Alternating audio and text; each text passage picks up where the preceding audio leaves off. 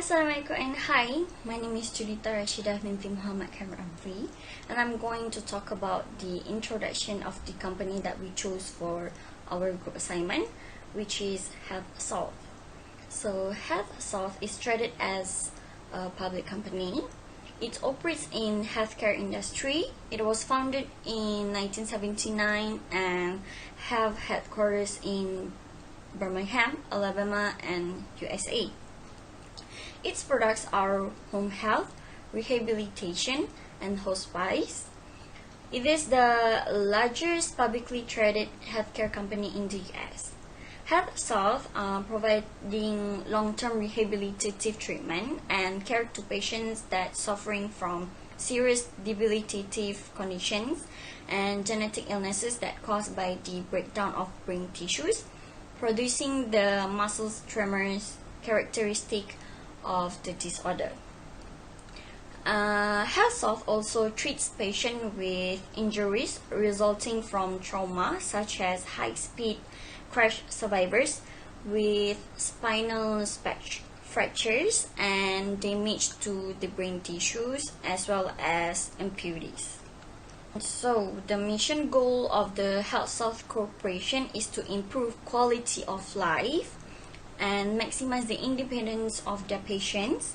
And the range of illnesses of the company treats are all linked by the requirement of long-term, dedicated personal one-to-one treatment sessions, support and care to overcome the limitation of their ailments, whether they are physical or cognitive in origin. By the early 2010s, HEALTHSOUTH has expanded from a local company operating out in Birmingham, Arkansas, into one of the largest operators of rehabilitation centers within the US. HEALTHSOUTH owning facilities throughout the United States, United Kingdom, and Australia, dominating the rehabilitation industry and building valuable reputation as a care provider of the highest excellence. At the company's peak, their financial statements recorded a market value of $12 billion with revenues in the region of $4 billion. In 2003, the company was discovered to be fraudulently manipulating accounts in an attempt to keep the earnings of the company at the predictions of Wall Street. As a result of the criminal nature of company's actions, the reputation of HEALTHSOUTH has been permanently tarnished, and resulting in a substantial reduction in earnings and the closure of many rehabilitation centers. So, to make it short, what happened actually? So, HEALTHSOUTH was get involved in a corporate accounting scandal in which its founder, CEO, and chairman, Richard SHUKRI, was convicted of directing company employees to falsely report their grossly exaggerated company earnings in order to meet the shareholder expectations.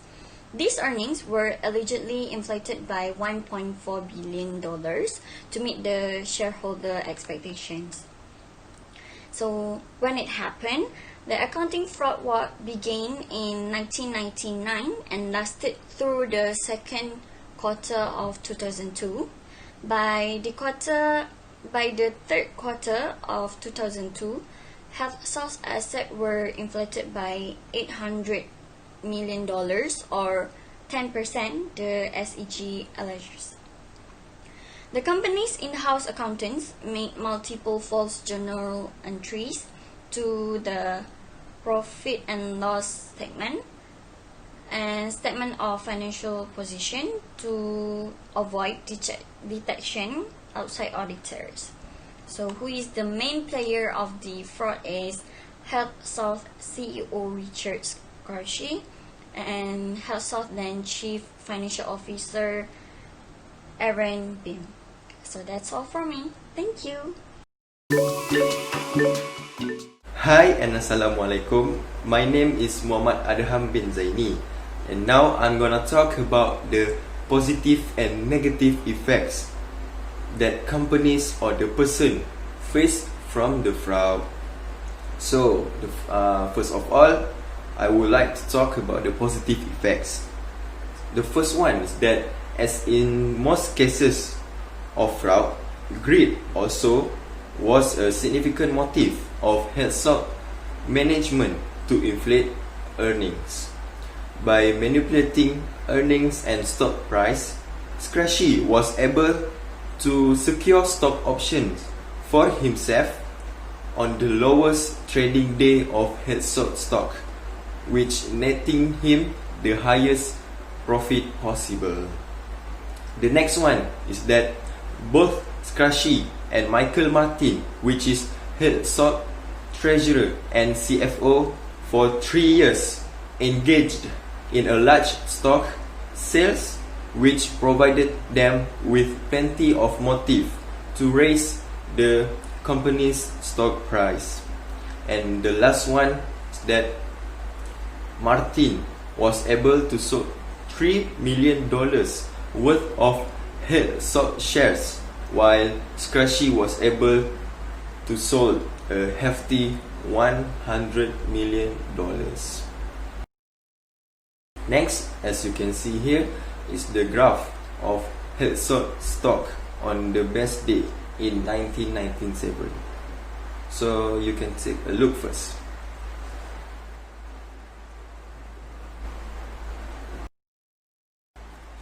Okay, next I would like to talk about the negative effects. First is that company officials compared their internal financial statements because they want to see if they would meet analyst expectations. Next one is that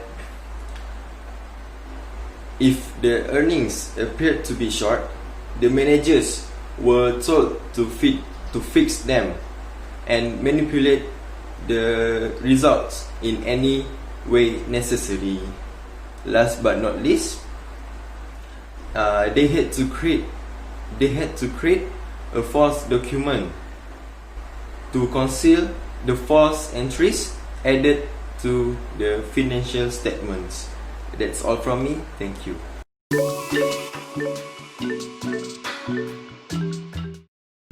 Hello, my name is RUZAINI bin HISHAM. So today I'm going to explain about the component of internal control in a company. So I'm going to explain about the component of internal control in a company. The internal control in a company is divided into 5 components, which are the control environment, communication information, risk assessment, control activity, and also the monitoring. So first of all is the control environment. The control environment is an attitude of management toward the internal control and also the control consciousness established and maintained by the management and also the employee of organization.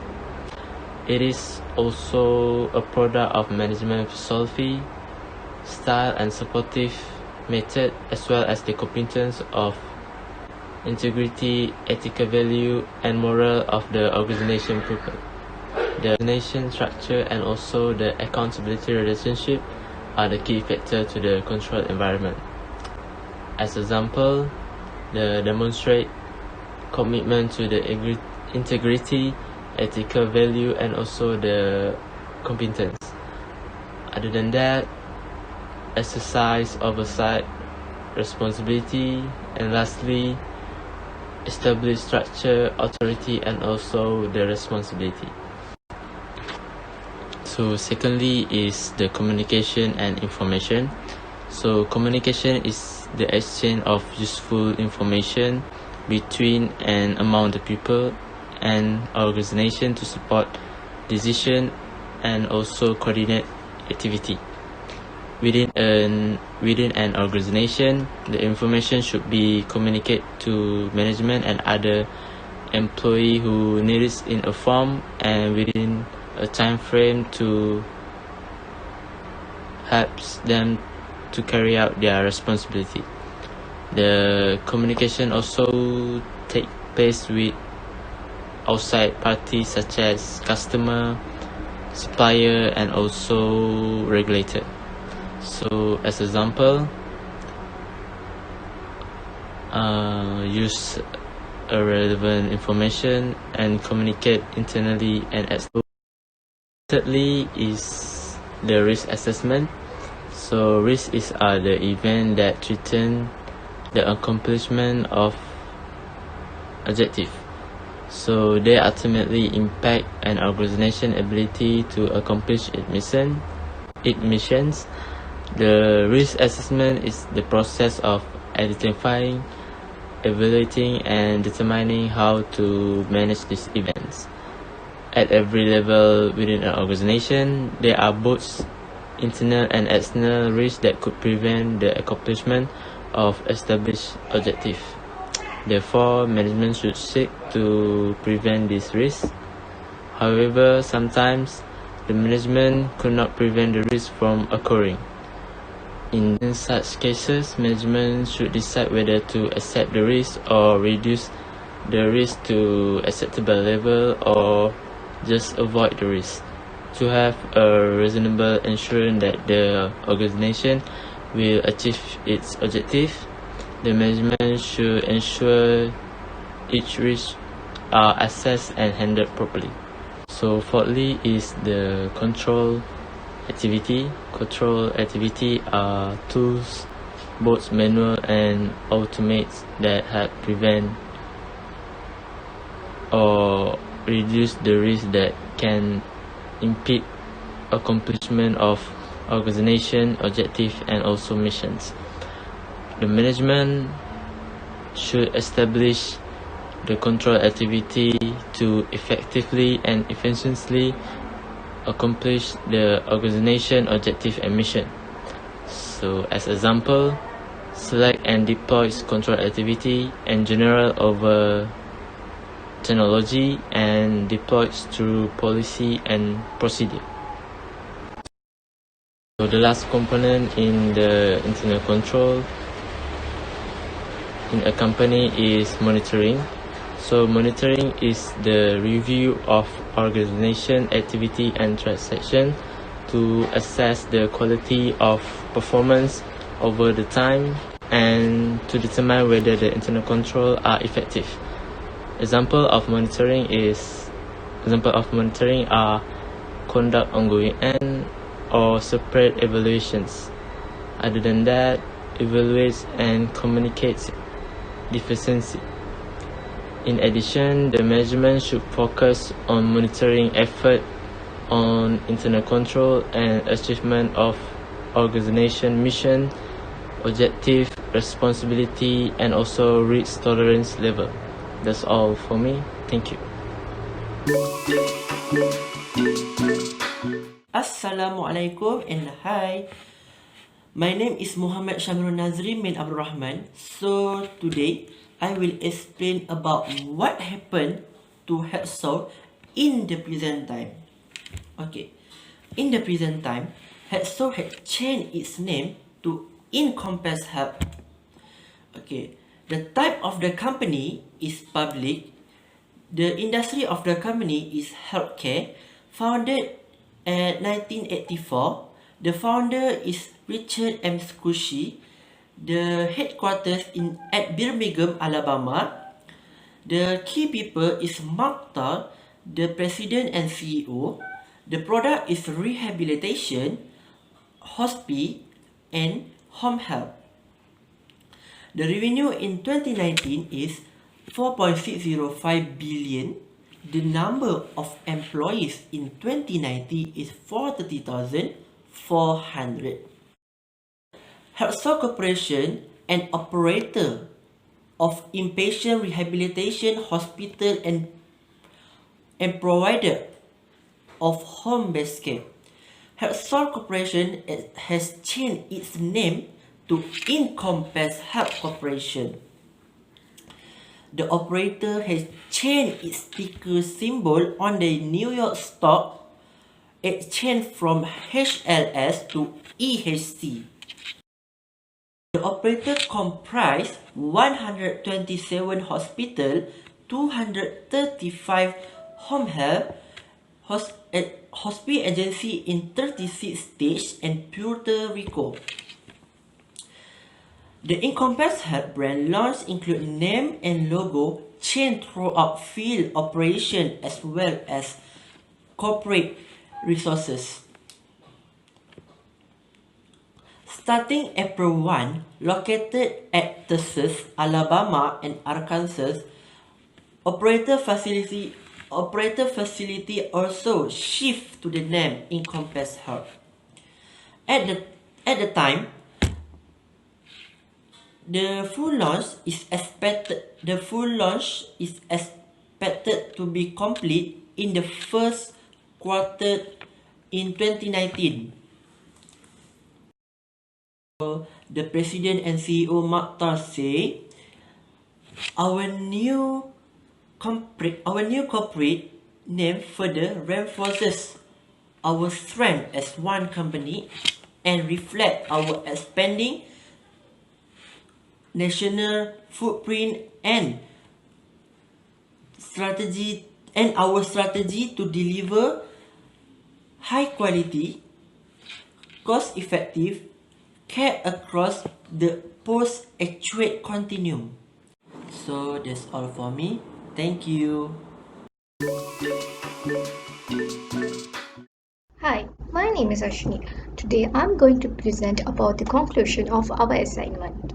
In conclusion, HEALTHSOUTH was one of the famous audited company that was involved with fraud. The accounting fraud began in 1999 till the second quarter of 2002. The accountants that worked in the company made numerous false journal entries to the statement of profit and loss as well as to the statement of financial position to avoid detection by the external auditors. The main character of this scandal was HEALTHSOUTH CEO Richard SHUKRI. Besides that, HEALTHSOUTH's then Chief Financial Officer Aaron Beam was part of the scandal too. The scandal was exposed when Richard SHUKRI sold $75 million in stock a day before the company posted a huge loss. The consequences of this scandal led Richard SHUKRI and Aaron Beam to the federal prison. Moreover, an audit risk model is a conceptual tool applied by the auditors to evaluate and manage the different risks arising from performing an audit engagement. Furthermore, internal control is ample to avoid error and fraud. In addition, it can also prevent and detect fraud as well as other unlawful acts in a company operation. To sum up everything that I've stated, involving in fraud is against the law and it also shows dishonesty. Thank you.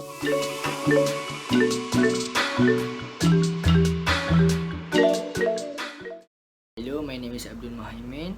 I want to present about component of internal control for ensuring successfulness of an organization of internal control issues policies. So I got three components of internal control here, which is ethical values and integrity, human resource policies and procedure, and lastly organizational structure. So let's talk about first point first. For ethical values and integrity, it means the management and employers who create, administer and monitor the control must have the integrity and the ethical values. If management display lack of integrity, it can causes many problems. It can cause internal control issues, and the chances for fraud will be higher. So we're done with the ethical values and integrity. So let's move to the second component, human resource policies and procedure. So this component explains the entity should have sound personal policies of evaluating, counseling, promoting, compensating, and taking remedial action. So they also can avoid by sound higher policies, new training of new employers, and approach discipline. So from here we can see when entity provide a good places for training new employers, they will provide a quality workforce which will give a benefit for an organization. So lastly, for component of internal control is organization structure. The component define how authority and responsibility are delegated and monitored. It also provide a framework within which an entity's activity for achieving entity-wide